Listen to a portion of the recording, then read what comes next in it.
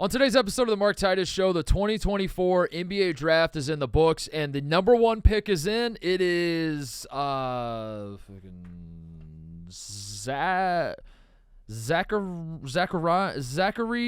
Rissicher is your number one pick of the 2024 NBA. What a draft, folks. What a draft.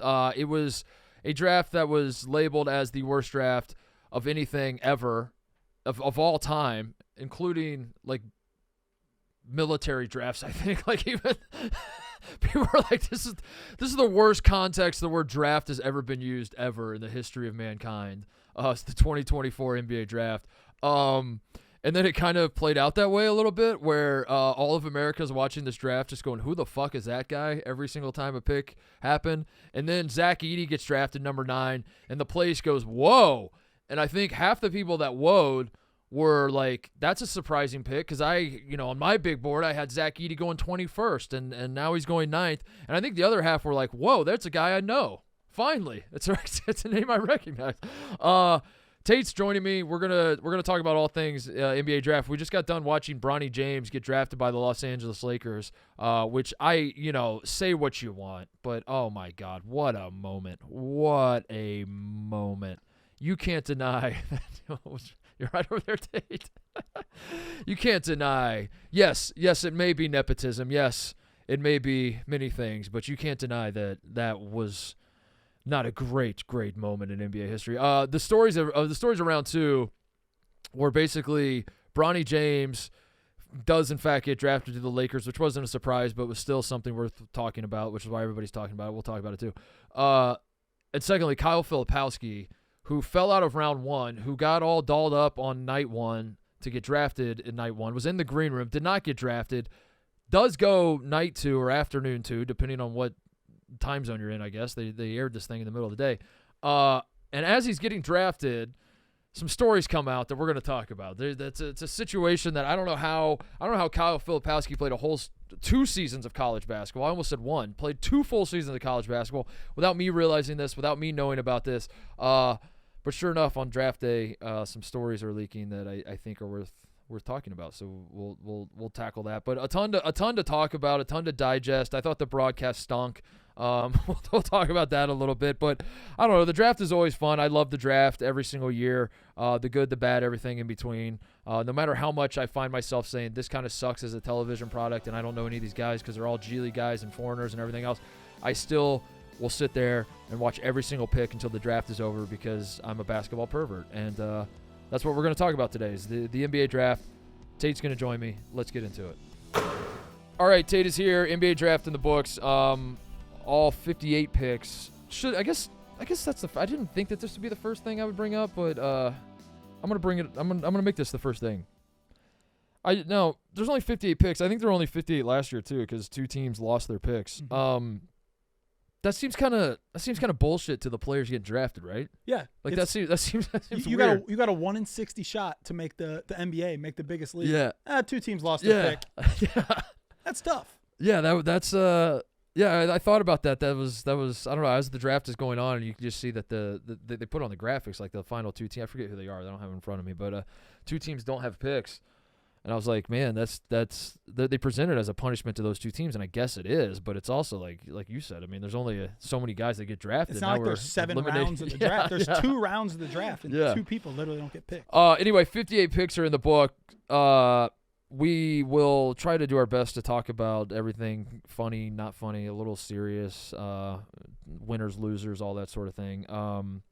My big takeaway, I'll go first because it is my show, I guess, and I'll be selfish. I'll go first. My big takeaway, and I think this is important. I think this is the most important thing I want to say about this draft.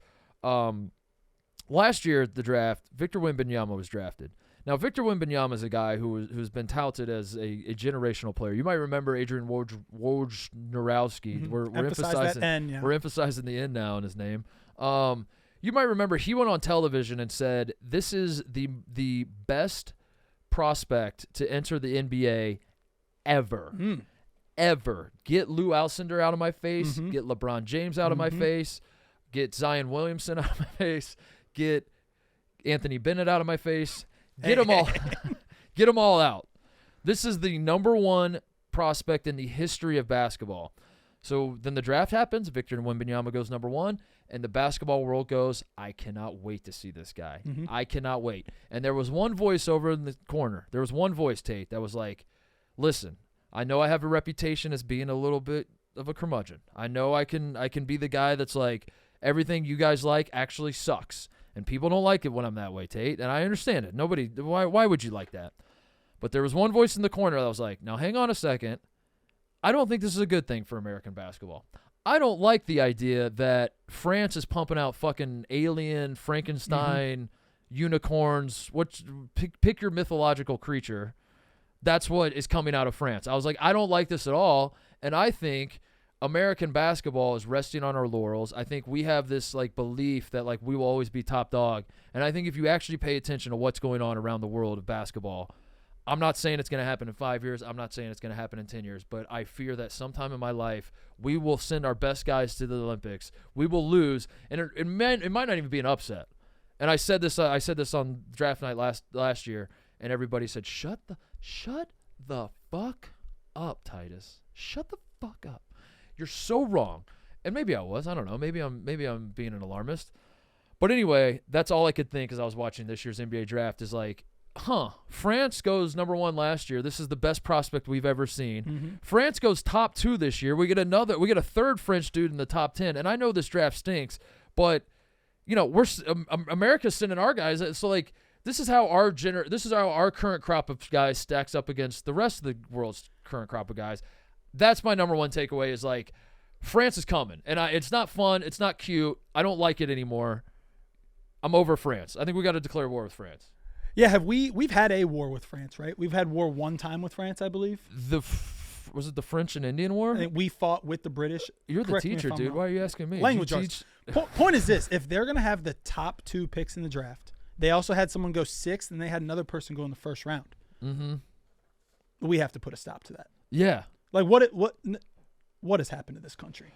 And they're saying on the broadcast that it's the way that we train our kids and the way that they train their kids. Of course. AAU, which I do buy into that. TikTok. Don't forget about TikTok. Yep, it's a TikTok Call culture. of Duty. I think it's Call of Duty as well. Too much kids are playing Call of Duty. But Titus, here's the thing. And in all seriousness, you can make all these jokes you want about it. Very funny.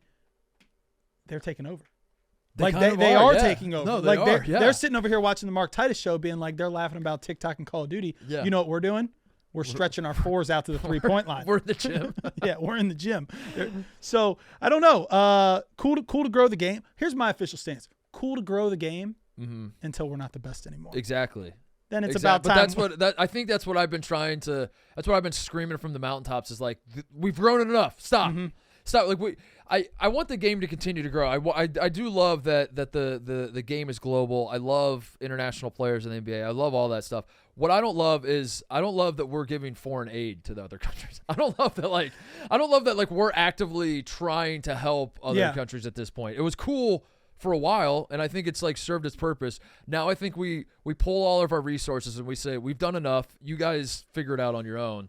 And because I can't fathom, and again, like there are people that are watching and listening right now. They're like, what are you talking about? That like the Olympics are going to come around. We're going to beat the fuck out of everybody, and we are. But I'm worried just about like the few, like what happens when, because you look at the roster we got on the Olympics, it's a little older, and you look at the current crop of young guys in the league, and it's like the balance is shifting more towards the international players, and thankfully a lot of them are scattered about. You have like Lucas, Slovenia, and Serbia and France. Like it's not all one country. But yeah, that's I agree with you. I'm pro growing the game. But I want, if all these international guys were a little more spread out, I wouldn't care as much. But to see France after last year, the guy was France. It's like France, Canada, Serbia, Germany, Cameroon, Switzerland, France, all in the first round. Yeah. That's not a good look for our country. So yeah, we gotta figure it out. We got to I don't know, recruit these kids over. Like dude, Joel Embiid he had French eligibility, even though that was kind of flimsy to say the least. And we figured out a way to we just got to do that. We got to do it like this soccer team does, and just like find Why is Victor Wembanyama not play for us? He lives in America, does he not? You officially belong to the country you live in. Right. I like that. But anyway, that was my big that was a big point I wanted to make. Is like I think I'm going to continue to say that until we get back to a draft where it's just like American dudes homegrown. Until we get back to that, I'm going to continue to be a little concerned because 2 years. This is the first time ever in the history of the NBA that 2 international guys went 1-2, much less them being from the same country. So it's just something to chew on. And now, the silver lining, Tate, both of them seem to suck. The good news is they're saying this is the worst first pick in years. The good news is I didn't know Zachary. I don't know how to say his last name. Richard, the guy who goes number 1 overall, did not know his name until like 3 or 4 days ago. And apparently neither did anybody on the desk at ESPN because they throw it to Billis and they're like, Jay, what can you tell us about this guy? And Jay's like, I live in Charlotte, North Carolina. I watch college basketball for a living. Why the fuck are you doing this to me? Why are you asking me to talk about? And then Jay, I love Billis and he's doing the best he can, but he's just, he's like, to be honest, I crunched as much tape as I could. I see like a guy who he is probably a role player. He's probably going to be a role player. That's player number 1 in this draft was. I guess there's a world where like 10 years from now he's still getting minutes in this league. Well, does that people talk winners and losers of the draft, and it's weird to say, but are the Hawks not a loser of this draft just simply based on the fact that there's no front end mega superstar in the draft? Like they had to take the only person they could have taken was Sarr, and Sarr didn't even want to work out for him. Sarr didn't want. Yeah, he wanted. The Hawks are the losers in this draft because Alexander Sarr, who is not a franchise-changing player. There are none in this draft, according to scouts and pundits and everything else. Alexander Sarr said, I do not want to work for the Atlanta Hawks because, the franchise I want to be a part of is the Washington Wizards. That's the most insulting thing you could ever hear. That is bad for the Hawks. The Hawks lose because they took the pick. I think the right move is just to keep I was hoping for that. That was the one thing I was holding out hope for, was that the number 1 pick was just going to be passed around 1,000 times on draft night, that nobody wanted it. Like hot potato. We don't want it. Yeah, everyone's just flipping it for picks and nobody. And then the first pick of the draft is actually, why didn't they take, if you have to take 2 picks away, why did you take the top 2 picks away? Start with pick number 3. You go 3rd overall. Reed Shepard, number 1 pick. Yeah. They should have done it that way. So anyway, the France part of all this I think was the big story. What to you? What stood out to you night 1 specifically? I would say this. A lot of people are saying it's like the worst talent pool that there's been in however long. I thought that the storylines surrounding the draft were as good as they've ever been. The polarizing pick of Zack Edy going, 9 overall? 9 overall to the Grizzlies. It tore this country apart. Yeah. Because there's have to be, I was reading draft grades today. F, D-. Am I wrong, or is he the 2-time? Like, he has as good of a college basketball resume as there's ever been. Right? Yeah. He's a 2-time National Player of the Year. He averaged 25 and 15 last year, and they draft him, and they're saying that it's an F pick. I don't think it's an F pick. But then there are some people that are like, this is A++. Some people are like, this is an obvious. I don't think it's an F pick either. I don't think they needed a center. Yeah, they needed a center. Klingon was off the board. Take Edey. I mean, I guess like if you want to split hairs, you say trade down. Like he would have been available later in the first round, maybe. And there's a couple times. What could you get for that? Like I don't care about that. But as far as like if you're the Memphis Grizzlies and you have 1 first-round pick and what you get out of that is Zack Edy, I think that's a very fine. Yeah, if you have 1 first-round pick and you need a center and you get arguably top 2 centers in the entire draft, top 3 centers in the entire draft, how can you be mad about it? Yeah, and Edey, I don't think he's going to be awful in the NBA. I don't think he's going to be good. I don't think I would be way more surprised if Edey like not making it in the NBA, like not getting a second contract seems more likely than him making all-star teams to me, but I still think the most likely is in the middle, and he's like in 10 years he's still getting like 7 minutes a game or something, and he's a rotational guy and all that, because he is, like it's something that everybody's noticed throughout his college career. His lateral move is not great. Purdue fans are like, well, look at the combine, and I'm like, no, I won't do that. The combine doesn't tell me jack shit. The combine, I'm pretty sure like Blake Griffin's vertical at the combine like wasn't that high or something. Really? Or like Was it Doug McDermott had there was like a combine note that I saw not too long ago that was like Doug McDermott had like a higher vertical than Blake Griffin at the combine or something. Maybe that was the note combine's bullshit. The combine can be bullshit is what I'm saying. But be that as it may, I think the concerns with Edey are overblown, and then Purdue fans are are sadists and sadist isn't the right word. What's the one that you hate yourself? Masochist. I guess so, dude. I gotta say, I'm turning to Cody now. Having Tate, who teaches English for a living, or you taught English for a living, when I'm sitting across from him and I try to use words, it just freaks me the fuck out. And I always like in the back of my mind, I pull the trigger on words, and then I'm like, I can't just go. If I dude. catch you on a wrong, I know, dude. So I try to catch myself before. The Purdue fans that are masochists, I'm using that correctly. That like, why if they're still watching this show because they after what the you torture did after after what you've done. They're torturing themselves. They're rolling their eyes at me saying that I think Edey will be okay. I do think the concerns about him are valid. I think they're overblown though. I think like his lateral movement is a concern. His ability to guard and pick and roll is a concern. His ability to affect an offense with anything other than just like glacial moving post moves that are like a dinosaur. All these are concerns. And that's not how the NBA is played. It's like, not. To be fair, yeah. Yeah, but I also think like it's overblown. When I say he can't move laterally, I don't mean that like he's literally like like he can move a little bit. Like he can play a like so. I think he's gonna be fine in the NBA, and I think the Grizzlies. In a draft as bad as this, like you need a big man. He was probably the best big man available. I don't have a problem with it. I give it a nice solid B. I give it a. You gave it a B, maybe a B minus. B. Okay. B. I mean, he's 7'4". He's 7'4". He's got good post moves. How do you grade drafts? I don't know. I think draft grades pre them ever playing basketball is one of the funniest things that in this like sports culture we have. You got to do it. It's like who won the draft last night? Well, I don't know. None of them played yet. I saw one lady, Kristen Peak, was it her? Kristen Peak at Yahoo, I think, said that the Zack Edy pick was the worst pick in NBA draft history or something, and then she gave it a D. I see her a D. Hold on, let me see if I can find that. I would say Anthony Bennett was the worst pick in NBA draft history. But I love it. She's just going for it. She's just like, whatever, YOLO. I'm gonna just fire this off. And, you've got to throw like a outlandish comment out there to make headlines. Yeah, so I'm looking at her draft grade right now. First round grade, Zack Edy's a D, but then at one point she's like, "This is the worst," and I don't say this to put Kristen Peak down. I wasn't aware of Kristen Peak before I saw this tweet, so I don't know how,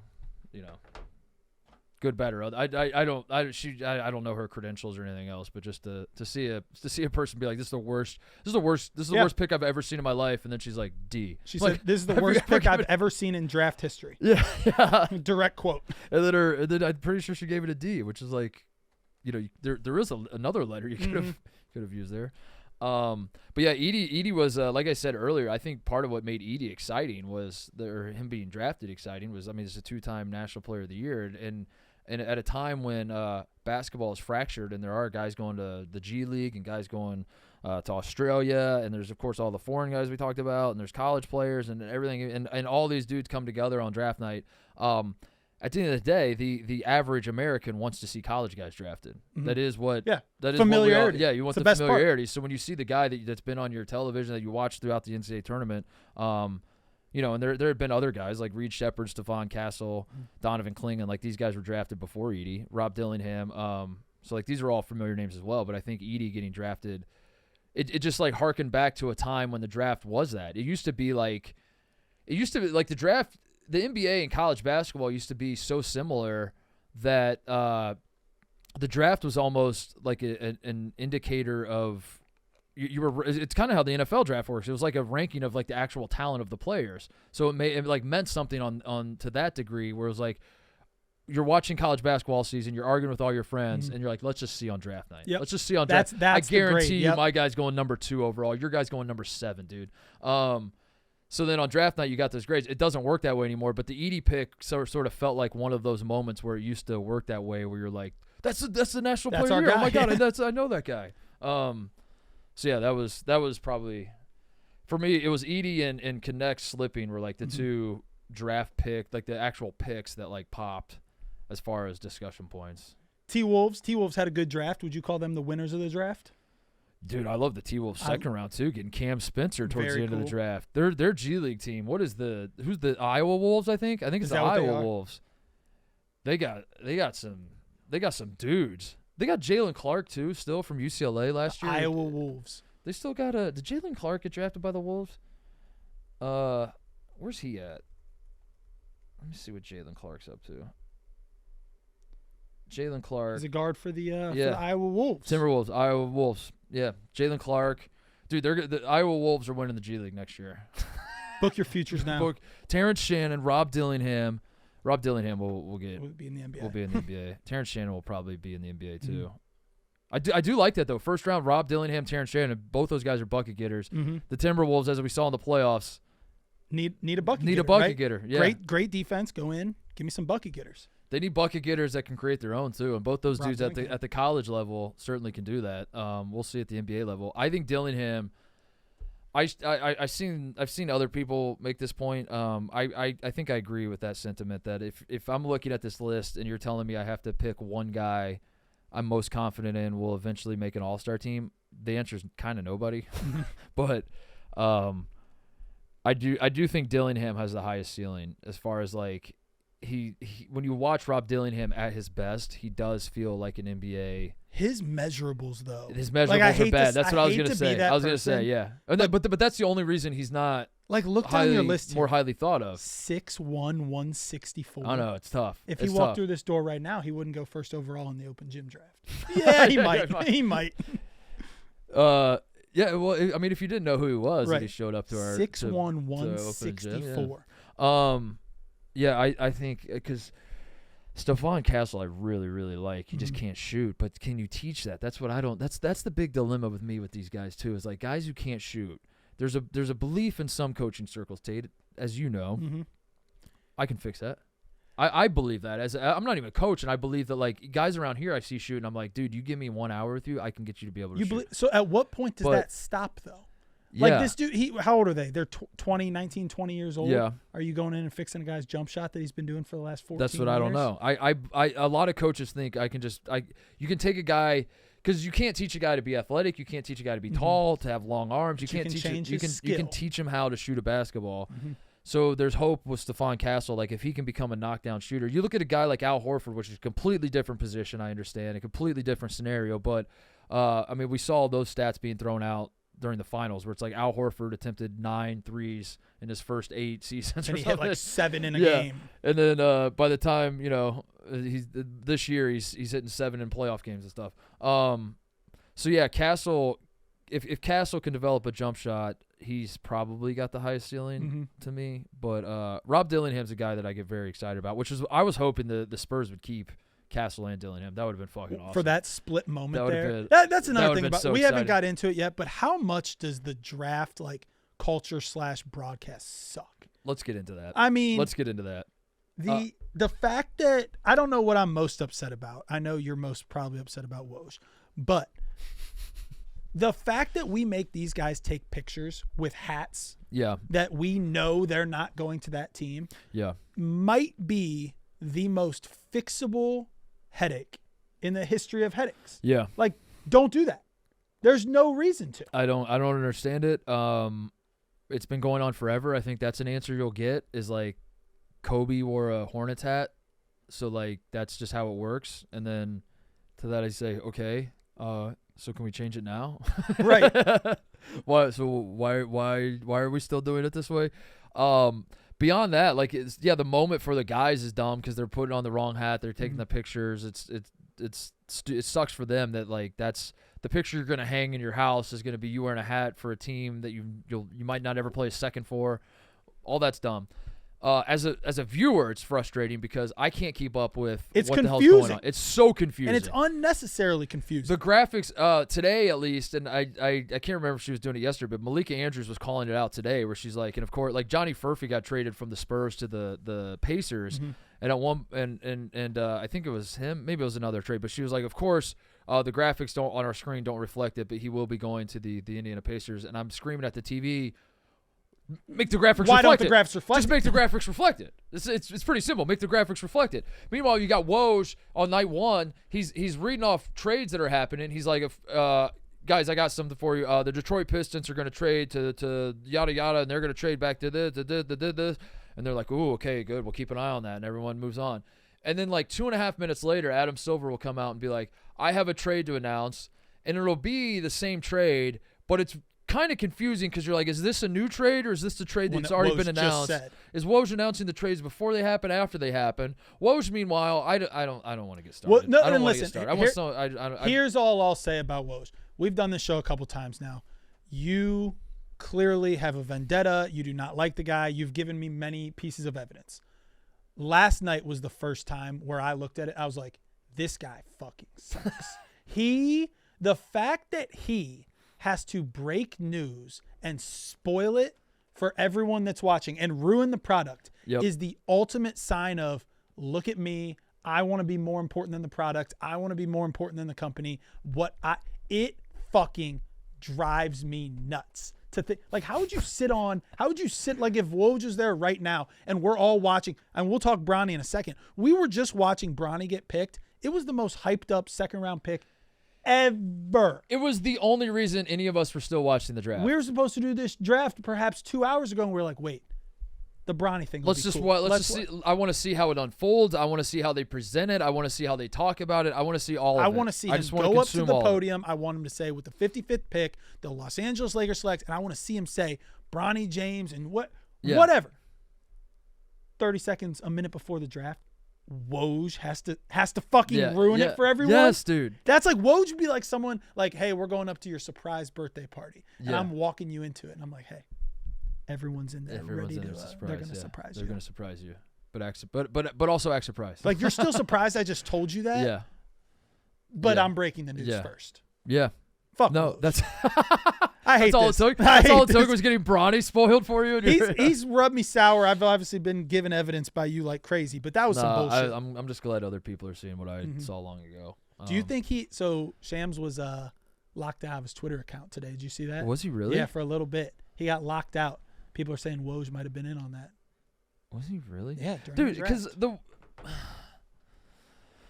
no, it was the Super Bowl for Woj haters was last night and today, for sure. But I don't want to belabor it too much. But it is that last night and today are exactly why I just get so frustrated with the man. And like it's what you just said. It serves no purpose other than to be a look at me move. That's all it does. It's not. It actually fucks ESPN. It hurts ESPN. That's like the thing. That's what I was going to say. That's what drives me crazy too. Because like Shams, I don't like any of the Scoops guys. I just focus on Woj, and then Woj gets all the attention. Everyone wants to talk to me about how much I don't like Woj, and I don't like any of the Scoops guys. None of them at any sport. And some of them I don't mind as people. Like John Rothstein, I would consider a friend. When I talk to John, I'm like, your line of work is crazy.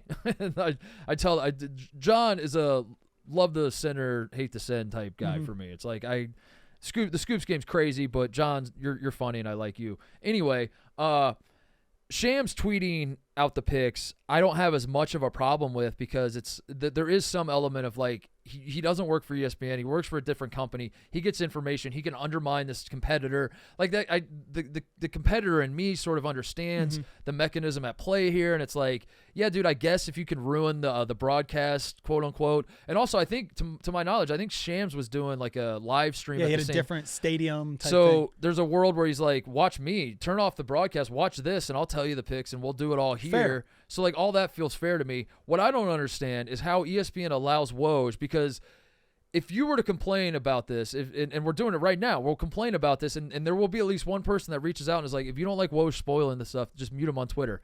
Buddy, I've had Woj muted for years. I've had him muted for years. On draft night, I don't touch my phone. I throw my phone over to the side because I don't want Woj. I don't want anybody else spoiling it. I don't want anybody spoiling it. I want Draft night to me is like the one time where I try to just go back to like 1997 and just lock in on like what the television is putting in front of me. That's it. I don't care about any of the noise. I don't care about like when Reed Shepherd gets picked, all of a sudden like Rockets bloggers are putting their thoughts on Twitter. A lot of people do, and if that's your thing, make it your thing. That's not my thing. I want to see, like, I get it, like it's like a nostalgia play for me. I want to go back in time, just sit here. You tell me the basketball player, the team he's going to, and I go, that's awesome. Right. And that's how I want to consume it. And Woj, even on that broadcast, Tate is spoiling it. I'm trying to think like of a comparison of what it would be like things that you just want, like you're going to get that information secondhand soon anyways, but you're watching it to see the moment live. NCAA selection show. Yeah. The revealing of the college football playoff. Could you imagine if Kirk Herbstreit sitting on the show, you've got the entire nation watching just to see who they release, and he goes, yeah, I've got the news. Yeah. Georgia. It's Georgia. Georgia is 1. Bama is 4. Georgia, Bama. Yeah. And he just says it like that. And then ESPN's like, all right, so we'll get to the bracket.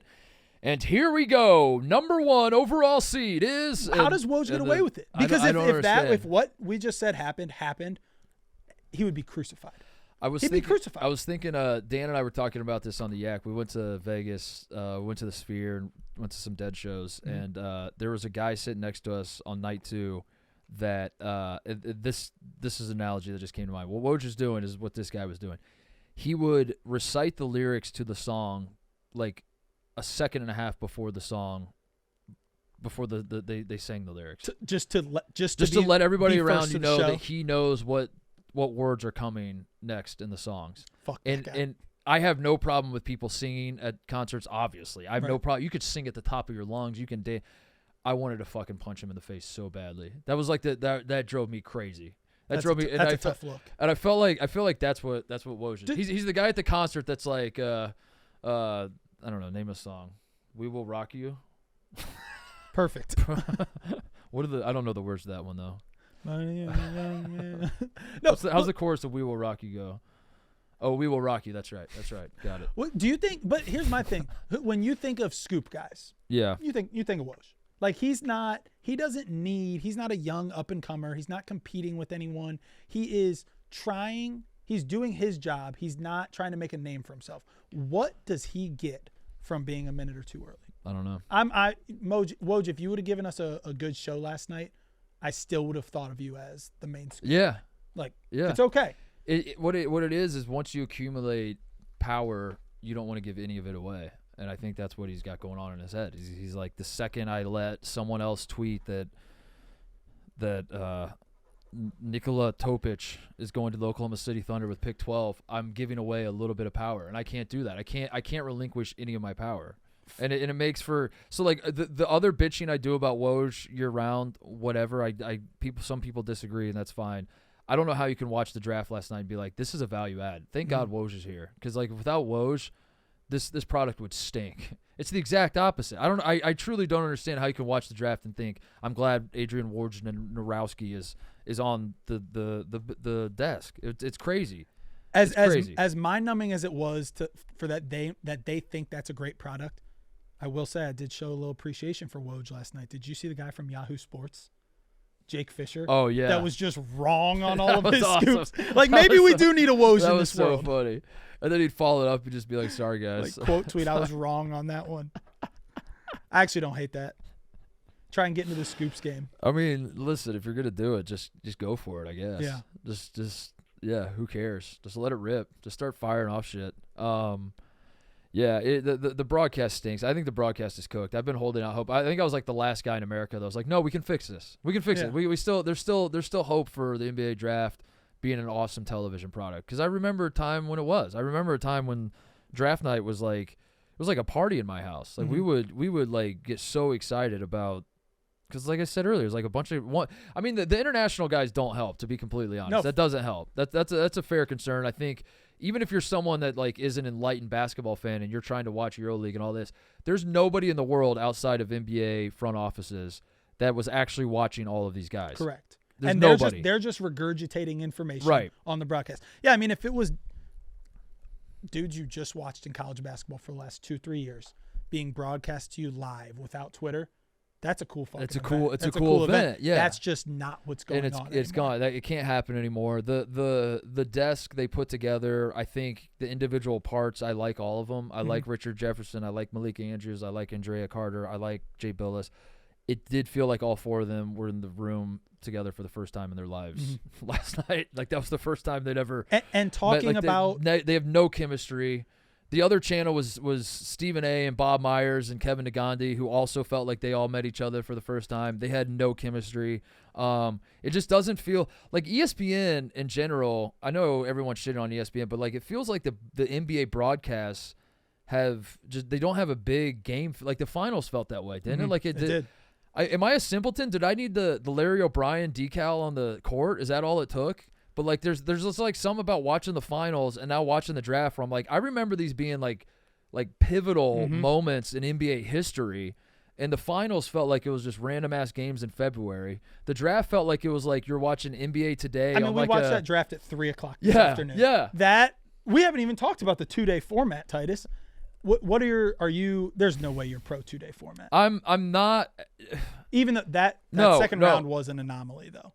I don't know, because like I like part of me was like, if part of me thought going to bed last night a little earlier was nice, but then I'm not pro 2-round format, but I also like think if it's gonna be here, like who cares? Because it makes sense to just like throw it on this second round. Nobody wants to watch it. Nobody gives a shit. Just throw it on and that is fair. A lot of times, throw it out there. Unless you're like a draft, like this is what I live for. You watch the first round and then you kind of fall asleep for the second. round. So it is cool that it was on. And I paid more attention to round 2 than I have in a lot of years. But you know, like the Filipowski deal, which we'll get to in a second, but him and Furphy not getting drafted night 1 and then spilling over. I'm worried about that happening more and more each year, which I guess you could solve by just not inviting so many guys to the green room. I hate that the green room is not in the back anymore.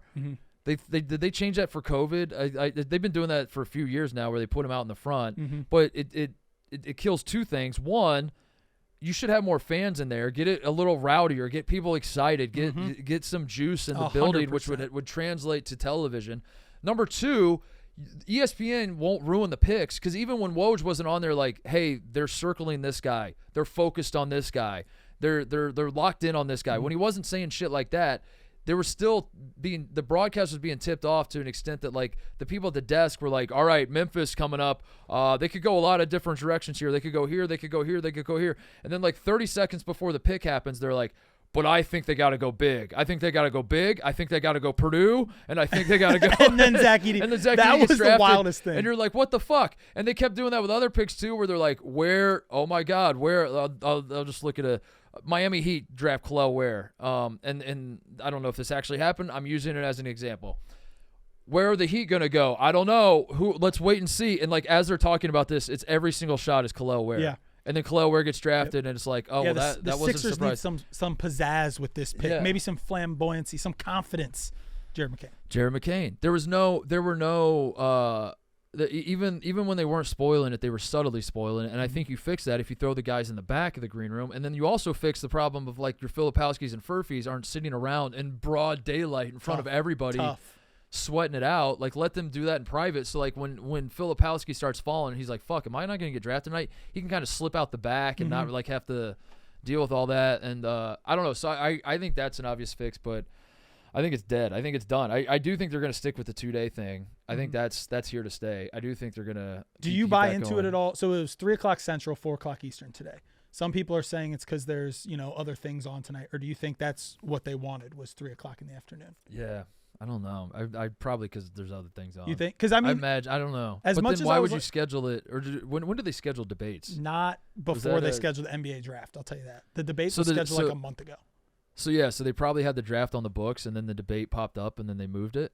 I would like to know that time, or was it always going to be? I'd like to know that, because I will say there's a 0% chance that summer evening, if there's anything else on, whatever, I'm probably not watching the second round of the NBA That is draft. a good point. Yeah, that was kind of cool to be working in there and watching it. Yeah, I agree with that. Yeah, because if I went home tonight and little ball and chains, like let's go out to dinner. Yeah, let's go. It's nice out. Let's go to a park. I'm like, babe, not now. I got to see if fucking. Ulrich Quentin Post goes. Hey, Hey, listen. We're shitting on the second round. That second round was as electric of a. No, the second round was actually great because a lot of the college guys I know were drafted. Mm-hmm. Tristan Newton going to the Pacers fired me up. I'll say that much. Cam Spencer also getting drafted. He went to the Pistons, but then got traded to the Timberwolves. That was exciting. Antonio Reeves to the Magic is a name you know. Jamal Shed got drafted. He's going to Toronto, I think, with Davion Mitchell. I think Davion Mitchell got traded from the Tyler Kings Kolek to the Knicks is about as. That's freaking awesome. Tyler Kolek to the Knicks, dude. Am I a Knicks fan? I might be a Knicks fan now, which is sacrilege. Am I allowed to be? Because I'm a Pacers fan. Everybody knows I'm the diehard Pacers fan, and yet here I am, a Knicks fan. Everything I know about what the Knicks have done in the last 48 hours tells me Mark Titus is going to be a Knicks fan. I think I'm a fan of good basketball, Tate, and good people. They're going to have – are they good people? They're friends. I have to ask Bob Myers, who was really good today on the broadcast of saying it seems like he's a good person. Let me know when we're going to start going in on Bob Myers. Bob Myers every time a guy came up, he was just like, and I don't know him, but he seems like a good person. Losers of the draft were the Hawks for having to have the one pick and Bob Myers for being a douchebag. In what ever do you hear people start saying things like, he's a good kid? Like, we're talking the NBA draft here, and he's talking about, obviously he's talking about Bronny James. He's like, what a victory for fathers. But he wasn't saying he wasn't saying any of these guys were good kids. He was saying they seem like good kids. They seem to be good kids. Seems to have a kind heart. Which what's the alternative? What else are you gonna say? I don't want to even use an example. I don't want to pick on anybody, but Ohio's Tate was drafted. He great ball handler. Can create. Seems for like others. A real asshole. Real piece of shit. Yeah. Seems like a piece of shit to me. I don't know the guy. Seems like a piece of shit. And Bob Myers, did Bob Myers draft Draymond or no? I don't remember, to be honest. Because I find it hard to believe that when we're talking about Bob Myers running the Golden State Warriors, that he was too concerned with the good kids. Oh. You know what I mean? Yeah, the other thing the broadcast I wanted to talk about was the dead relatives that they kept bringing up. That was another thing they do. They keep bringing that up. How many times is appropriate? They did that. They had Donovan Clingan back on today, and they're back to back. Donovan, it's been a mere 20 hours since we asked you about your dead mother. How have you reflected in those 20 hours? That's tough. Knowing that in your biggest moment of your life, your mother was not here to enjoy it with you. You gave us a good soundbite last night, but can we get another one? Yeah, can you? How about one more, Donovan? Donovan, please. Yeah, I don't know. I'm not in that situation. I get why they want to talk about it once. I thought doubling down today was the definition of like looking for clips. The other thing, and then we can move past like the whole broadcast part, or I don't know, we'll just bounce around maybe this whole show. And we can do the Bronny and Kyle Filipowski stuff, which I know we both want to talk about tuned. most. But I think the thing that is bad about the broadcast to me is like the desk. I said earlier, it feels like they don't have a ton of chemistry, but there's also like a too much. I don't want to say too much positivity, but there's not enough like realism at the desk. There's not enough. And Stephen A., who I do not need on my draft coverage at all, but I will at least tip my cap to him for providing like some semblance of like humanity, some pushback. And humanity. I mean, I don't mean humanity as like being a nice guy. I mean the opposite, like humanity of like pushback and like what are they doing and like oh my god I don't like this and all this sort of thing. And it felt like every other person on the broadcast was just telling me how great of a person this person was, how great of a player this person was. And meanwhile, on the micro, every person is a great player. That is a great person, is going to help this team out a lot. And on the macro, this is the worst draft we have ever seen. And I'm not asking for like every pick for Jay Billis to roll his eyes and be like, gotta be honest, this guy fucking sucks ass, is going to be out of the league in 2 years. I don't need that, but just some sense of like the example I would use is AJ Johnson on the Bucks when he gets drafted 23rd.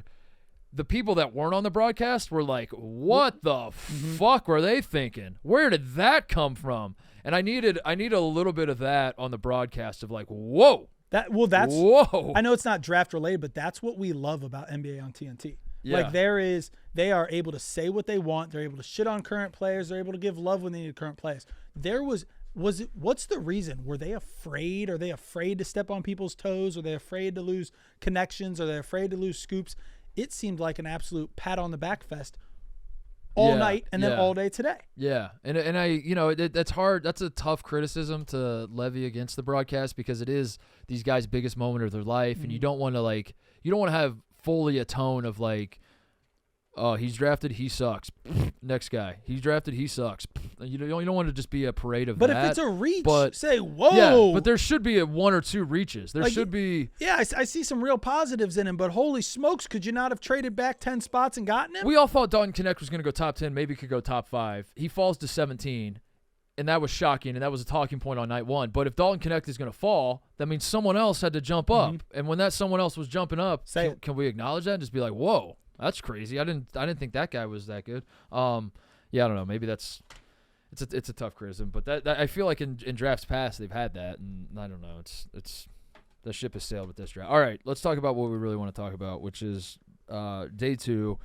2 big stories coming out of day 2, and there were a lot of players that I'm very excited about, and I'll be rooting for in day 2 to get contracts and to make impacts on these teams. A lot of college stars that I hope for college sake and also for their sake, because it's fun to watch these guys, and now they're going on to the NBA, and it's fun to see familiar names succeed at the next level. So that was a cool part of day 2. But there were 2 really big stories. One is Bronny, one is Kyle Filipowski. Where do we want to start?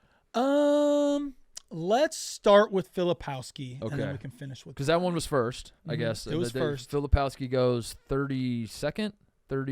He went second today, right? Yep, 32nd to the Utah Jazz. And remember that, listeners, he went to the Utah Jazz, because that'll come up here. That will come up here in a second. The story today was that kind of out of nowhere, was it Gavoni? How do you think this came out? My understanding of how this became a talking point was Jonathan Gavoni, who was on the draft coverage with ESPN, was on Zach Lowe's podcast, was ripping through because one of the big talking points coming out of night 1, Kyle Filipowski in the green room, not drafted, has to carry over to day 2. That's embarrassing for him, 1, but 2, it's a little confusing how a guy who could have probably been a lottery pick had he come out last year is now going round 2. Why the slide? What happened? Why did he fall?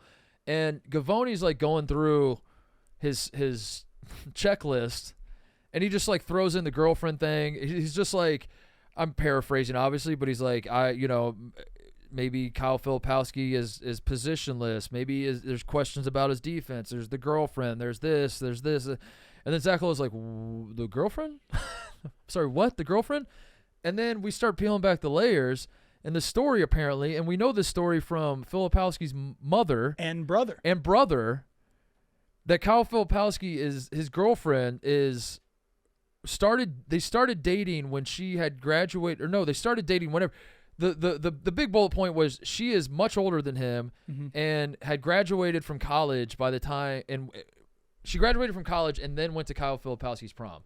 Took him to prom. Am I understanding this correctly, Tate, as you understand it? My understanding is so I think the date she posted their first anniversary just after his 19th birthday. So I'm not a math guy, but if that's the 1-year anniversary, then they started dating when he was 18 in high school. The second after he turned 18. The second literally 10 days. That's their anniversary. She was 24 at the time and had already finished her master's degree. Her master's? Her master's. And then Kyle said to her, sweetheart, I know you went to the senior prom 6 years ago, but may I have your hand for a dance? And she went to his high school prom as a 24-year-old with a master's degree. And so what the family is accusing her of doing is basically grooming him. Well, hold on. Right? So is that, Cody, I need somebody, because as we're talking about this out loud, I can't help but feel like we're getting ball sacked. I have a little somehow. Bit of it. I believe the original idea was that the brother and mom were saying, like, we are so appalled by this. Like Kyle's brother said, I'm Kyle's oldest brother. You don't have a clue to the extent of the story that has to do with his girlfriend. There's a story that's been pushed under the table for nearly 2 years now. And the thought was that they have like pushed Kyle away. And the brother responded and said, oh no. The girlfriend has been like controlling him and has pushed us away. Yeah. That's tough. it's tough. And it's apparently, according to some talking heads, one of the reasons he fell legitimately is like character issues or something, or like he's got like a weird, I don't know, concerns with the story. And then I believe it was the way he was like responding to questions. Like, yeah, because they said he had bad interviews. He was uncomfortable. Yeah, he was uncomfortable in interviews, and it rubbed teams the wrong way. And then on top of it, as we're having this whole discussion, by the way, there's a picture of Kyle Filipowski framed crying after the Wake Forest game, right? That Brandon Walker keeps on that shelf right there that I can't help but look at as we're talking about this. But yeah, he tried to get court storming banned. Mm-hmm. Do you think he tried to get court storming banned, or did his 25-year-old girlfriend try and get court storming banned? She's known to control him. That's the prom story. Is crazy. It is crazy. And listen, I will say, I did go to a senior prom when I was 25. I was a chaperone as a teacher. But that is, I mean, think about having your master's degree and then going back to a high school gymnasium. Yeah. And, you know, people might be hearing this and say, this is gossipy bullshit, love who you love, all that sort of thing. I think the family's concern is that she just locked in on him as a gold mine and was like, I'm going to ride this rocket to the NBA and cash out. And that, I guess, yeah, character issues were called into question or something. I don't know. Maybe it was that. Maybe it was the court storming thing. Maybe it was the fact that he's like kind of, at least in my estimation, a little bit of a tweener. Like it feels like he wants to be he would, every day he wakes up hoping that he's like a 6'8" wing. And then he looks in the mirror and he's like, fuck, I'm still 7 foot and I got to go down low and like guard DJ Burns of the world. I got to guard, like, I got to play center. I don't want to play center. I want to float around the 3-point line and shoot threes, dude. I don't want to do this. And he's not necessarily strong enough to guard big guys, and he's not quick enough to guard little guys, and he's sort of a little bit of a tweener. He's super skilled. I mean, when you look at as far as like 7-footers that have skill, like he's certainly up there. And in a draft that's, you know, historically bad, you would have assumed he would have gone first round. So maybe there is some truth to this girlfriend situation, but that is wild. I don't know how you play 2 years at Duke. That's the thing. And this doesn't come out. And I would hate, like, it's really starting to pick up steam right now, by the way, Titus. But I think the funniest thing about it is his brother is literally simultaneously tweeting, like, read up on Mormon grooming, like, do that. And then it's like, and Kyle Filipowski, he said, this story is a one of one. Look up Mormon grooming and brainwashing, and you'll find some introductory details in there to connect some dots to the story. And then we look up, Kyle Filipowski has been drafted to the Utah Jazz. Utah Jazz, dude. If the shoe fits, right? Did she coordinate that? Who runs the NBA more, Rich Paul or Kyle Filipowski's girlfriend? Was she calling teams leading up to the Jazz draft and saying, do not pick him? Oh my God. Or he's going to Australia. Oh my God. That would have sounded insane as of 3 hours ago. But now, not so crazy. Now that feels like something that's within the realm of possibility. Mm-hmm. That's something that happens. That's something that we now know happens in the NBA. That people call on behalf of the players being drafted and say, do not draft the person that I'm representing, or they will go to Australia. My guy, who is averaging, so we're going to shift now, which I think is the craziest part of the story. Craziest part of the draft is Rich Paul, who is representing both LeBron James Sr. and LeBron James Jr., reportedly through his mouthpiece, Bob Myers, on the draft broadcast. Go ahead. Go ahead. So they kind of hype it up. The whole thing was around Bronny, but they hype it up and they say, hey, before the Knicks pick, Bob Myers is going to share the story of Rich Paul. Before the Knicks pick? Before the Knicks pick. What is that? I don't know. Why? What? Threw a dart and said. Yeah. What does that mean? Because he said this like 12 picks before the Knicks pick. He pre-hyped it. He said, before the Knicks pick, I'm going to tell you what Rich Paul is doing. So now we're all watching the next 12 picks. And then he goes, Rich Paul is calling all the teams leading up until the Lakers pick at 55 and saying, don't you dare pick Bronny James. And if you do, we're going to Australia. My jaw hit the floor. Yeah, everything about Bronny in this draft is both shocking and not surprising at all. And somehow I keep like just going back and forth with like every like new little wrinkle. I'm just like, holy shit, that's crazy. And then I sit on it for like 5 seconds and I go, no, it's not. Actually, that's the most obvious. Yeah, that's like the most obvious thing ever. Is there any chance? Because there's two schools of thought here. One is that that he called an NBA GM and said, "Don't draft Bronny," and he said, "Buddy, don't worry about it." Oh, okay, yeah, shit. You already have our playbook. We're not doing that. Oh, damn. I was definitely going to too. Or is there any chance that between picks 1 and 55 or whatever, picks 30 and 55, that a team wanted to bring in Bronny James and got bullied out of it? Yeah, what's funnier is like he was calling teams that were like, we have zero interest in Bronny, or that there was a team that's like, we're definitely taking Bronny, and he's like, Rich Paul's like, no, the fuck you aren't. No way. Is Rich Paul the commissioner of the NBA? I think he might be. I think he might be. He just flexed his muscles on the entire Absolutely, league. Yeah. But Bronny going to the Lakers was obvious. Like that was once I really thought about it, I was like, yeah, he's just getting drafted, and the Lakers will take him. Because in all honesty, when you look at the last 5 picks of the draft, or in this case, it's the last 4. 1, 2, 3. He was 4th from last. Yeah, last 5 to 10 say picks of the draft. Nobody in any draft is ever going into those last 10 picks and is like, this is a great spot for value. Mm-hmm. We have to knock this out of the park. This is the most important pick. This could set our franchise back or could spring us forward. This is huge. We got to get this right.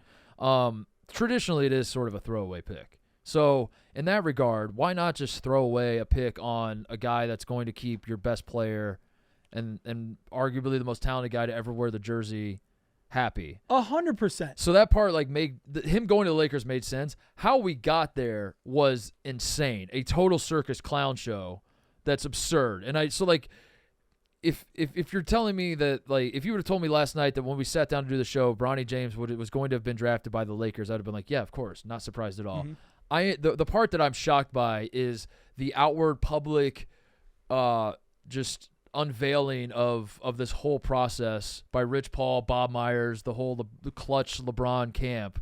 It was the media was controlled. Yeah, crazy. I have, to be clear, I'm a LeBron hater, whatever.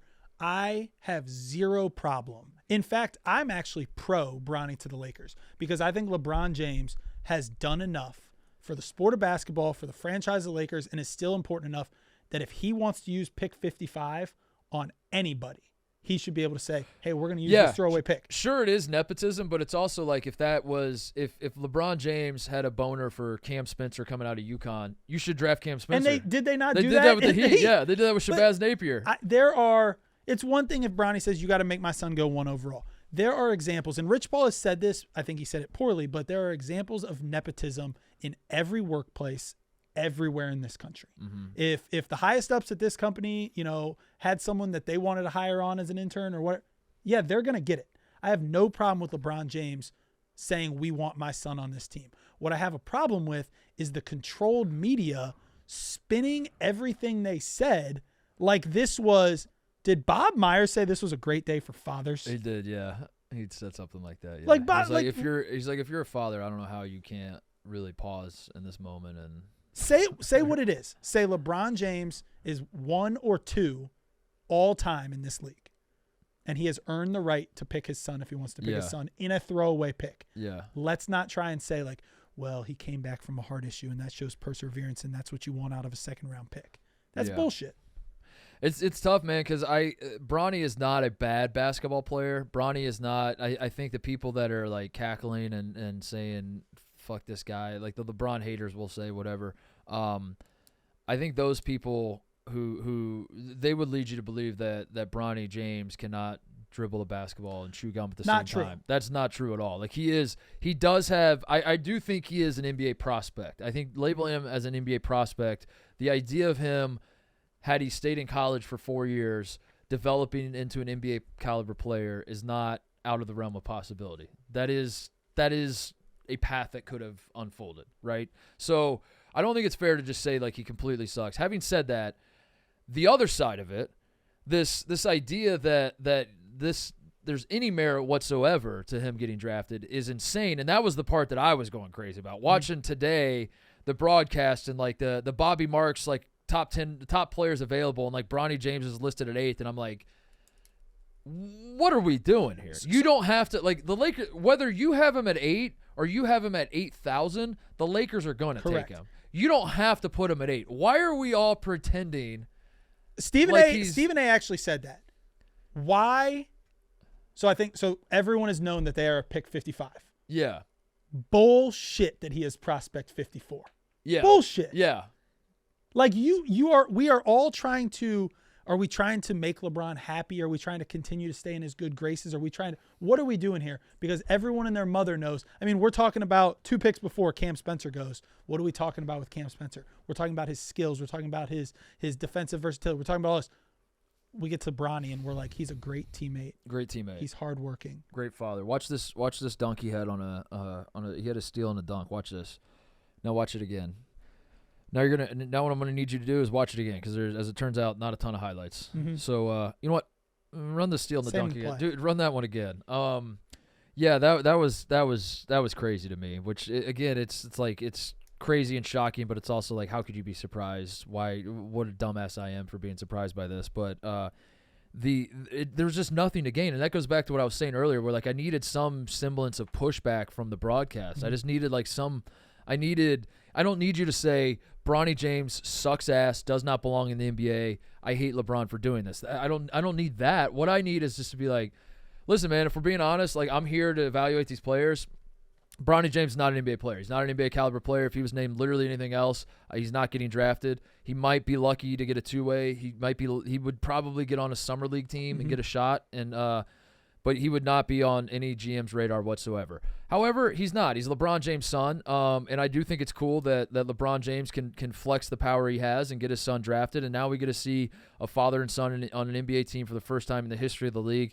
And, you know, the circumstances that led to this happening, some people would say are inspirational and cool. Others would say it's bullshit and nepotism. Either way, when we look up and we see father and son on the court and you see one of the greatest players of all time playing on an NBA court with his son, that's going to be a cool moment. Having said all that, probably wouldn't happen if it wasn't his son. Why couldn't you just say that? We got to get you on a broadcast. Why not just say that? What is the harm in saying that? And it wasn't just the media. It wasn't just the table. Did you see the Lakers? Rob Pelinka and J.J. Redick celebrated like Bronny James Jr. So just fell to 55. Yeah. Like they high-fived and they should. Yeah. I think they said, what did JJ the night before when they drafted Connect immediately grabbed his whiteboard and started drawing like pin downs for him? Yeah. What did he grab his whiteboard? He's like, hey, I've got some sets for Bronny. Yeah. Like we got our guy. Yeah. No. You knew he was falling stood up there. there. They were clapping. They were clapping like he fell to him. No, you was knew like, he didn't fall. You knew 2 months ago that You were were going to making take calls Bronny saying, James. don't take him. But, you know, they knew the cameras were on him, too. How do you think JJ feels about it? Deep down. Deep down, he knows what everyone else knows. That's what I knows. mean. It's like the emperor has no clothes on. The emperor's not wearing pants, and we're all, like, have to pretend like he is. And it's like, I mean, what are we doing? Like, just call it what it is. It's not. You don't have to be, like, a hater. You don't have to, like, shit all over the whole thing. Just be like, yeah. I don't think we're hating on it. We're just calling it like it. Yes, he should have been drafted 55 because LeBron said so, and he might be able to play in the NBA. And if he gets on the court, it's because LeBron says, play my son. Like, that's what, and that's, you know, and I do agree with everyone else. It's like, this isn't the only instance of nepotism we've ever seen. And this is, you know, like that, all of that is true. And what I said earlier, even if it wasn't his son, if it's just a player he likes and that's what it's going to take to keep him in Los Angeles, although he can't opt out, right? He can opt out of his contract. Wouldn't that be something? That would be. Oh my God, Tate. Oh my God. LeBron James has an opportunity to do the funniest thing ever. Go viral with that tweet. He does. He won't. What if he opts out and goes back to Cleveland? What do you think? What do you think the dynamic looks like to be? How old's Bron now? 40-ish. December of '84 is his birthday, so that puts him at no way of knowing. 39. He's turning 40 in December. Yeah, he's turning 40. And I believe his son would be 19 coming out of his first year. What Yeah. does that look like? Do they continue to live together? Do you live it? Do you guys? Yeah, he lives at. Where did Bronny live this year? Did he live at home I would playing assume. for USC? I would assume. Yeah. No, probably not. maybe not. I'd take that back. I don't think he lived at home, Yeah. but it was there. But now when you guys are going to work together in the same place. Yeah, carpool together to work. Like, Dad, what time's dinner tonight? What are we doing for supper tonight, Dad? Ask your mother. And then JJ Redick's like, guys, let's go. We got practice going on. Does LeBron have to sign permission slips when they go on road games? That Bronny can go. You know, 19-year-old Bronny would like to have a beverage maybe from time to time, but is Dad watching over him? I mean, jokes aside, the dynamics of that locker room will be interesting. If you're like a Dalton Connect, if you're like a Jalen Hood-Schifino is a better example. Jalen Hood-Schifino is a better basketball player than Bronny James. And you're fighting for your NBA life, and you're scratching and clawing for opportunity, and you're proving over and over and over and over and over again in practice that you're better than this other guy. And all of a sudden, this other guy is getting damn minutes. well who's getting in the game at the end of the game. Yeah. There's so. I mean, many. that has to. But you can't say anything. Cause a ripple in the locker room a little bit. Yeah. Anything you say about Bronny James is going to the head man. Right. Oh boy. There's so many. Like he's not going to get the rookie, or is he going to get the rookie hazing type thing? Like it'll be like a wink, like in front of the cameras at all times type thing. Oh, it'll be but they'll only do it like when the hazing will only happen when like cameras are on, where he has to carry the bags off the bus and stuff like that. They're not going to do things behind closed doors. Like it's all publicity thing. Right. So do you think there's any chance? On the whole thing. Is there any chance Bronny didn't want this? Like Bronny's on record saying. Well, that's the part that like drives me a little crazy is. There is this narrative or idea being presented by the LeBron James camp that they don't want to put too much pressure on Bronny, and Bronny's his own man, and we're gonna help him, but like I don't want to do too much. But then at every turn, all they're doing is putting more pressure on him. Also, you named your son LeBron James. You don't want any pressure. I don't want to put any pressure on my son. I'm gonna give him literally my name, so everywhere he goes. He introduces himself as I am LeBron James Jr. And then like today was a great example. Like there's a way the Lakers could have drafted him without all the circus of it all. And it could have just been like, and you could have sold it as more of a merit play. And you could have just been like, yeah, he's on the Lakers now. We're fired up about it, and everyone would have known. Right. But it wouldn't have been because there's a quote from the combine from Bronny. This is a serious business. I don't think there would be a thought that I'm just drafting this kid because of his dad. Say that if you want, but then to have Bob Myers be your mouthpiece and say that we're telling everyone except for the Lakers that he's going to Australia. Yeah, why would you want that? Makes Bronny look like a clown. Yeah. It makes him look like a little puppet, like a little toy that or if not a puppet, then like because there are other instances where this happened, like in football, Eli Manning doesn't want to go to the Chargers and he goes to the Giants. If you're gonna pull that shit, you gotta be that dude. Like you gotta be one or the other. Correct. You're either a clown or that dude. Which one are you gonna be? I don't know how it doesn't put pressure on him, and I don't. The second round, especially late in the second round of the draft, Mark Tatum's not coming out announcing every pick. When it's the Bronny James pick, they come back from commercial. They do like a bit, like it's all like a big setup. Bronny was just shown on the screen. Anton Watson, I think, goes to the who again is a way better basketball player than Bronny James. Goes to the Celtics, the defending champions. He gets the Taco Bell commercial treatment like Jokic got. But then when Bronny James comes back, Mark Tatum is a big setup. He even like paused a little extra, like he's making sure. In the back of Mark Tatum's mind, he knows that this clip is going to be shown 10 trillion times. Forever. I got to nail it. This is my one shot. Got to get it. And I'm surprised Silver didn't come back out. Yeah, Wouldn't that have been something? Silver comes out. Hold on, Mark. And I think that's the part that's like you're talking out of both sides of your mouth when you say we want Bronny to earn his own way. We don't want to put too much pressure on him. We want him to carve his own path. I'm LeBron James. I have my story. I want my son to have his own story. But then at literally every single turn, every decision you're making is not carving his own path, and you're dictating where he's going, how he's going there, what that's going to look like, and then you're also putting a camera and the nation's attention on all of it. Well, that's like you can do all this behind the scenes stuff if you want.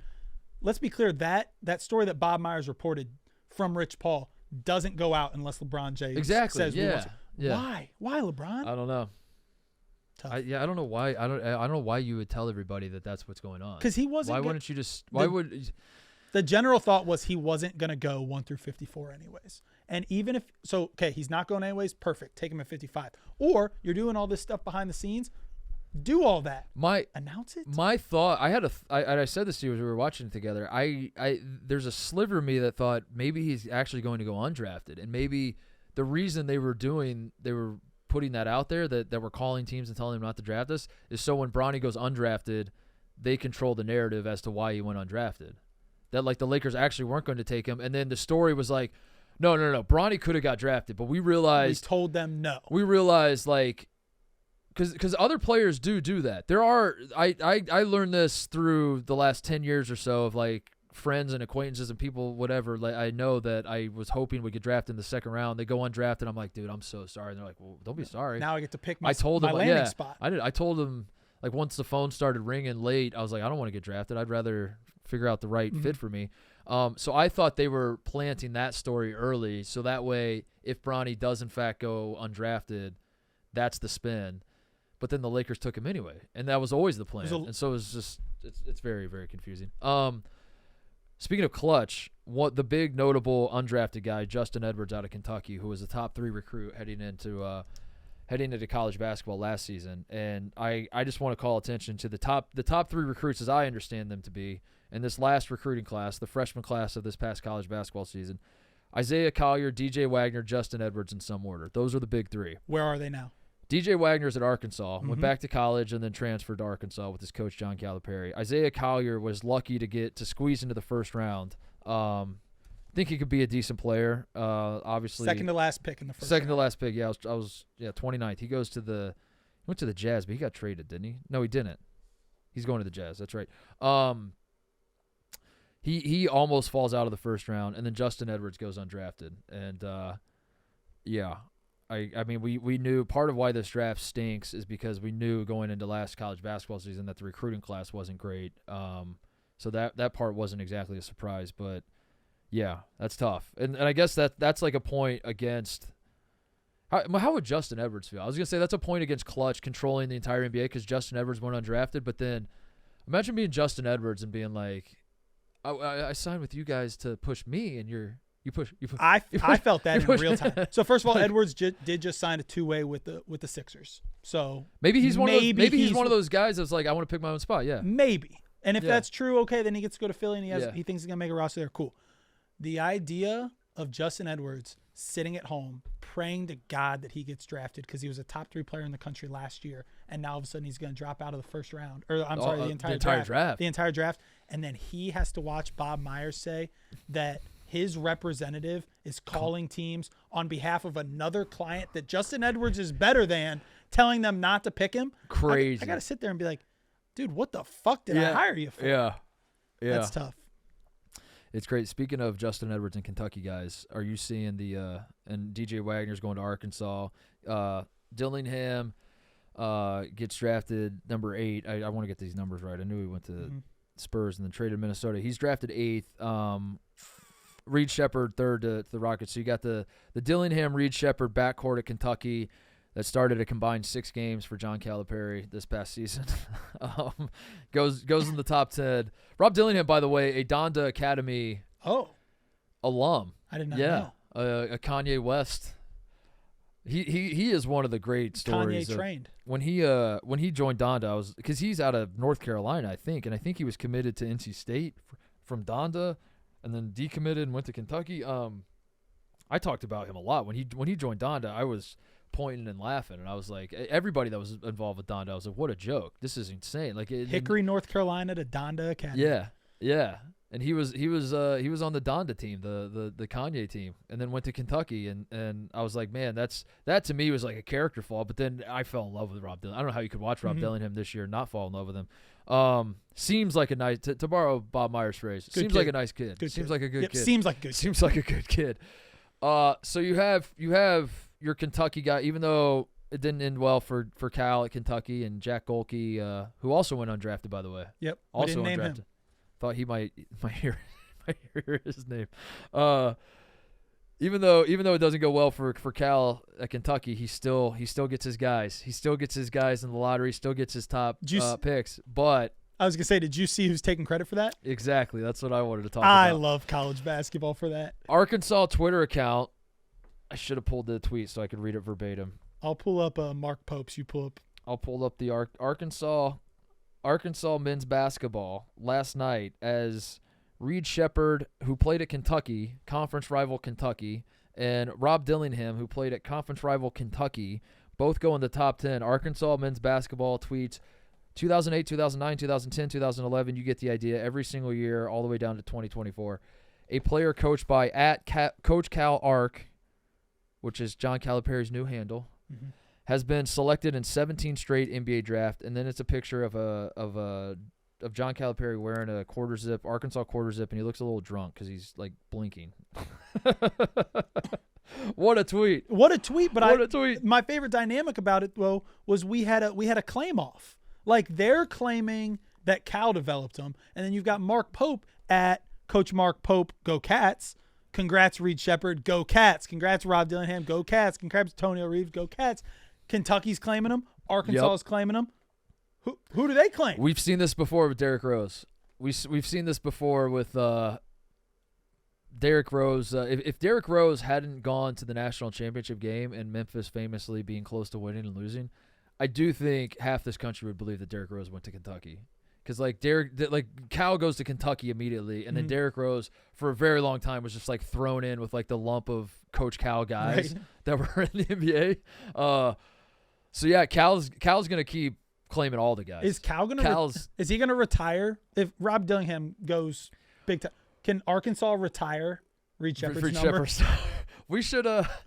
We should make every Coach Cal player in the NBA should have to declare, like baseball guys do when they have to go to the Hall of Fame. They pick which hat they want to wear. You should have to pick: are you a Coach Cal guy or are you a Kentucky guy? And especially now when he's at Arkansas, a conference rival, dude. That's what makes it interesting. Now I would say they're Kentucky guys. Like I think all jokes aside, they're Kentucky guys. But where are they I don't next? think every one of them is. Really? I don't think every one. So of them you think next year, is there a chance, like, when the alumni go back to the games, right? You might see the football players on the sideline, basketball players behind the bench. Is there a chance you see one of these guys behind the Arkansas Razorbacks bench? I think you might see some of these guys behind the Arkansas Razorback bench. Now, when they're playing Kentucky, are they going to be sitting behind the Arkansas bench in the maroon? What's Arkansas's official color? Maroon, burgundy. I don't want to upset the Arkansas fans. I don't want to use the wrong word. It's like people talking Ohio State and they said red. We get fired up about it. It's scarlet, damn it. Cardinal red.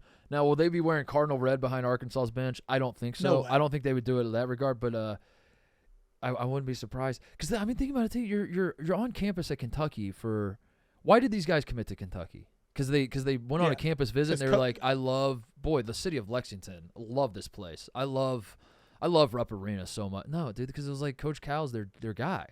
He's their guy. And I'm assuming as soon as they lost in the tournament, like, they didn't go back to class, right? Yeah. Like, come on. So I don't know about these two guys in particular, but if we're talking like the whole alum group of Kentucky players in the NBA, I do think a few of them might be not Arkansas guys, just Coach Cal's guy. And I'm saying that from my own experience of having Thad Matta at Butler. Yeah, I could see you. Have you done it? I've done it like 5 times. And I've gone to Hinkle Fieldhouse and cheered for Butler. Wow. And I am not and I say that as a guy who did not make hundreds of millions of dollars because of that man. Like I don't look at Thad Matta and say, I mean, he gave me a great, like I am very, very grateful for things he's done for me. But if you're like a Devin Booker, say, maybe he's looking at Coach Calipari and he's like, I've made God knows how much money because of you. Thank you so much, sir. Or like all these other Karl Anthony Towns, like all of those guys. And also I was at Ohio State for 4 years. Mm-hmm. So if you're taking guys that were there for 7 months. Does it matter that Butler and Ohio State are not in the same? Like, that does matter. That does matter. Arkansas is not Kentucky's Michigan, right? No, it's not like they're not. No, because I think if Thad Matta went to Michigan, I don't think I would have seen you in maize and blue. I don't. Right. So I guess maybe they're not going to wear the school colors, maybe, but they're going to support their guy. Can they just wear street clothes? Can they just wear neutral street clothes and go to? If Thad Matta was at Illinois, you'd go to Illinois games and 1,000,000%, and that's just the God honest truth, and everybody that played for him would too. Tougher one. Thad Matta goes to Indiana. Could you see yourself maybe cheering on the Hoosiers? Ooh, I don't know about that. If Thad Matta was the coach of Purdue, I would absolutely support the shit out of him. Yeah. Damn. And that's so like I just use how I think about it. And I'm like, surely. Now I don't know each individual player's thought, like relationship with Cal and all that, but like surely there's a handful of them that are like, listen, man, I love Kentucky. This is nothing against Kentucky. I will always love Kentucky. But if you're asking me to pick between Kentucky and my guy Cal, I gotta push back. I gotta push back on that. That I know that I'm the fan and you're the player. I think there's a very strict line. Like there's things that are happening between Ohio State and Michigan right now. People leaving, or my blood is boiling. Like how could you ever do that? It's different to be a player. I see you're getting representation for some of these issues. I have hired a lawyer. We will be suing EA Sports. With that being said, you, Mark Titus, are known at Ohio State. You made quite the name for yourself. When you go back, you are welcomed with open arms. You don't if they do that at Arkansas. Yeah. I don't know if it's worth. But I don't. So when I go see Coach Mott at Butler, I'm not expecting Butler to roll out a red carpet for me and it's not affecting your Ohio State relationship. I don't. Yeah. So that's a good point. My rebuttal would be this: what did Woody Hayes say? What is the mantra that Ohio State athletics plasters all over everything? You win with what, Tate? People. You win with people. Yeah. You win with people. Those of us that played for Thad, and I'm using this as an example for what I assume Cal's players feel for him. We look back fondly on our time at Ohio State because of that man. Because of that man and all the people and the teammates and all that core right there. And that's not to say we don't respect and love the fans and the campus. And like by being there for 4 years, I have this same experience that all the students do where I'm like, yeah, dude, I want to go hit up High Street and like I want to go walk through the Oval again for nostalgia's sake. Like all the I get all the tinglies when I go back for homecoming and shit like that. But when it comes down to it, you ask me like what were the pillars of my time at Ohio State. At the very, very top of that list is Thad Matta. So for me, that becomes the hard thing where it's like I would feel like a hypocrite to like pick like what made Ohio State was those guys, is the people. So if you take the people and move them over here, like to me, Ohio State's not, it's like just becomes a little, that's what makes it confusing. And I'm not saying you have to pick one or the other. I do think if push comes to shove, you're not going to see, like John Wall cheering for Arkansas to beat Kentucky game. I do not think that's going to happen. I just, I would not be surprised if former Kentucky players, are showing some sort of support for their guy Cal. That's all. But to your point, it's very different when it's an in-conference foe, like the circumstances of it all. Thad wouldn't have put you in that spot. He would never. He would never do that to me. With that being said, I do think I agree with you. You've talked me into believing that these Kentucky players will support their guy, and that makes sense. Fans are a different breed. Fans should be different. I think fans should be different, yeah. Like, there's going to be Kentucky people that see their guys go support their coach, and that's going to be the final straw. Yeah, probably, yeah.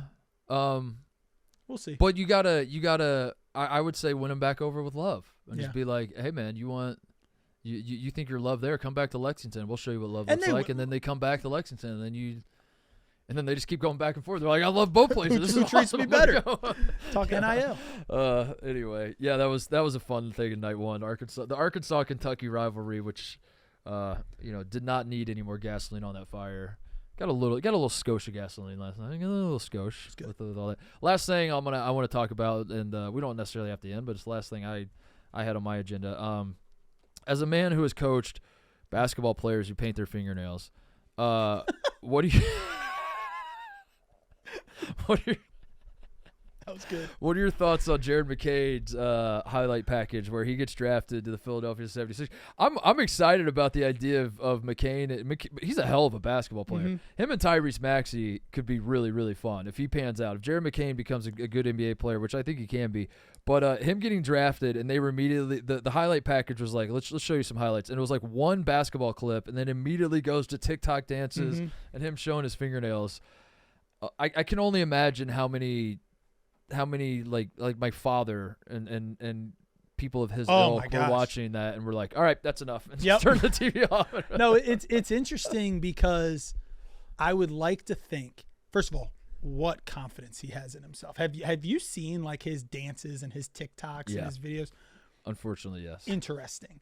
But I would like to think that everyone kind of like goes harder at him and is tougher on him because he has done. This will not be the first time where the opposition and the other fans are saying, "Hey, look at the fruitcake." You know what I mean? Yeah. Like he's painted his nails at Duke in the ACC and gone to North Carolina. He's heard shit through his whole this whole run. Yeah. And I hate to be like a badge of honor on his chest, and he persevered. Dude, he's made it this far. Like, he was the 15th pick in the draft last night, being a pain and nails guy. He was very good at Duke. He was not drafted on potential. I mean, obviously all these guys are drafted a little bit on potential, but he like showed that he is that dude at Duke. I'm rooting for him. It is, but I won't lie. Like, my instinct is like, that's different and weird, but also I have a man bun as I'm saying all this right now. So it's like, what? I was gonna say, I'm literally talking to you with a man bun. So like, who am I to? I don't really come from it from a place of judgment. It's just more of like, I'm curious. That's so different from what my belief of like what goes on in NBA locker rooms and all that. So I'm curious to see how that'll all unfold. But as far as like his basketball ability, no question about it. He's very good. Do you think they're going to not attack him? It's not like he'll be attacked, but like, do other teams laugh at that? Or, I mean, right now we've got McCain and we've got Caleb Williams, two pretty young, popular rookies painting their nails. Yeah, but I don't. Is it becoming normal? I do think it is. I think I don't know about the nail. The nails part is becoming. Obviously, those two guys are doing it. It's going to become even cooler now. Like if you're 12 years old, and you see Caleb Williams balling out with painted nails. Like, yeah, I mean, I probably would have painted my nails too if I was 12 and I saw that happening. But I also think that like the idea of taking chances with fashion or with how you present yourself to the outside world, that's nothing new in the NBA. Dennis Rodman was doing this years ago. Even the current crop Look at how of players. They dress to the game. When they dress to the game, they're all wearing like wild shit. So maybe it's not going to be a problem, but yeah, I mean we all can't sit here and lie to ourselves and say when Jared McCain gets drafted and they show TikTok dances on his draft highlight package that there wasn't a part of all of us that was like, what? It made the internet pretty good for a little bit too. It was like after Joel Embiid plays like 42 minutes, gets dragged off the court, and Jared McCain's in the locker room being like, hey, come on, we got to make a dance. No, I don't want to be a hot take guy that's like, he can't do that, and there's no way you'll succeed at the NBA if you do that. But I do want to acknowledge reality and be like, that is different. And will that matter? I don't think so. But it's less about I don't give a shit about the painted nails, whatever. It's less about that. The TikTok thing is that one feels a little more real insofar as like, is there any chance it's money related? Like now that he's got an NBA contract, I don't know. Yeah, that one I could see guys in the locker room be like, dude, you're fucking shooting 21% from three, dude. Like, can we stop with this bullshit? But I don't know. The modern NBA sort of gone away from that, and everybody kind of has their own sort of side things they do. Guys are doing podcasts, and guys are there are a lot of basketball players are popping off on social media. No one's dancing like that, Tate. The Thunder are. The Thunder were. The Thunder were all last season. Oh, they were? Yes. The Oklahoma City Thunder were big on TikTok last Well, there you go. Like, so it's just a different like and to your point, you said it earlier, Jared McCain was dealing with this at Duke. Like, this wasn't like he had shit going viral at Duke, and then like he'd go on the road and fans would chant shit at him, all that. So this is going to be nothing new to him. In fact, I would dare to guess that the reaction he gets from opposing fans in the NBA is going to be less than I was college, literally right? about to say that is, let's just be honest with ourselves here.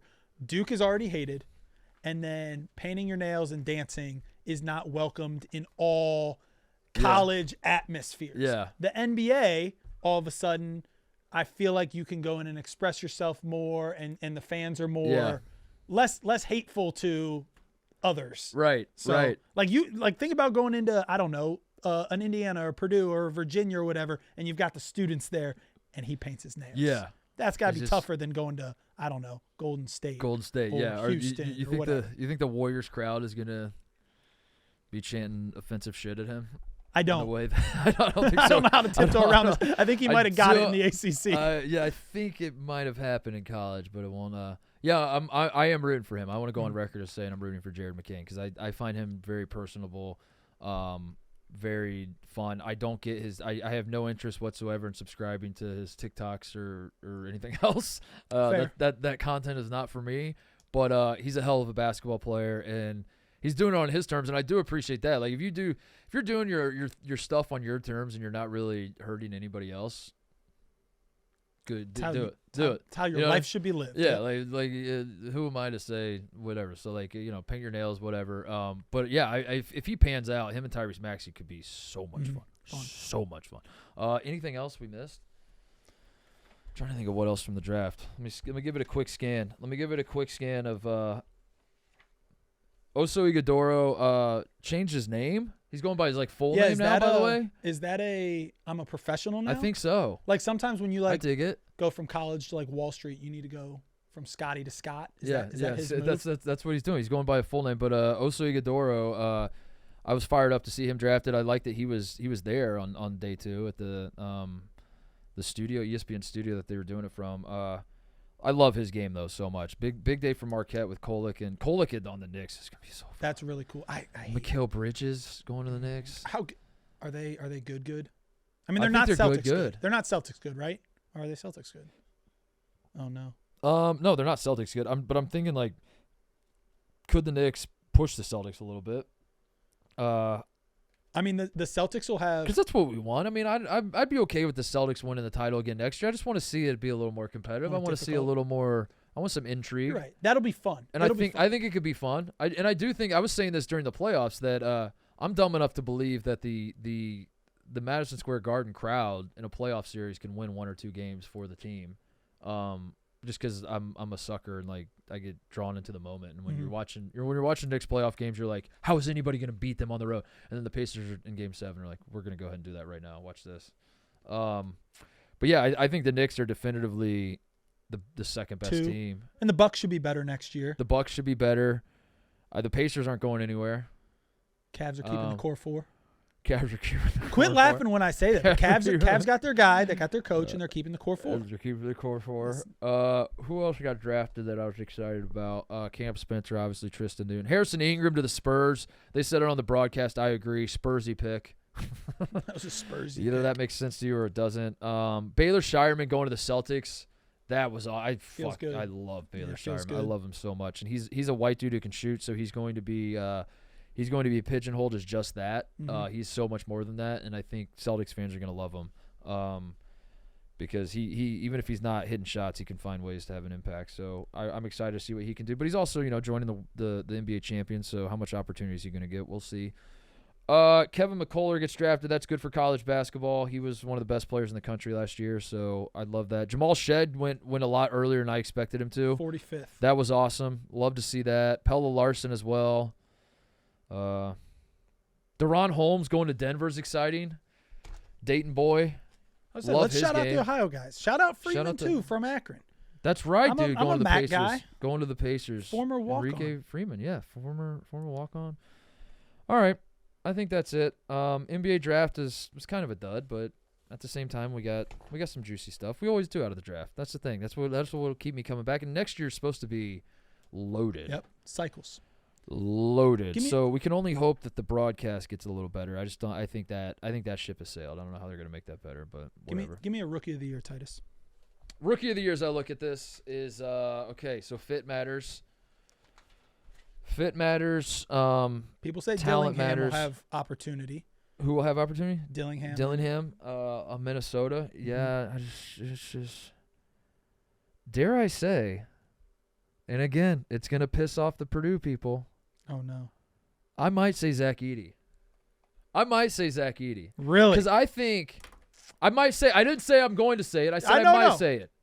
I just want to see if Let me think about it. Let me think about it.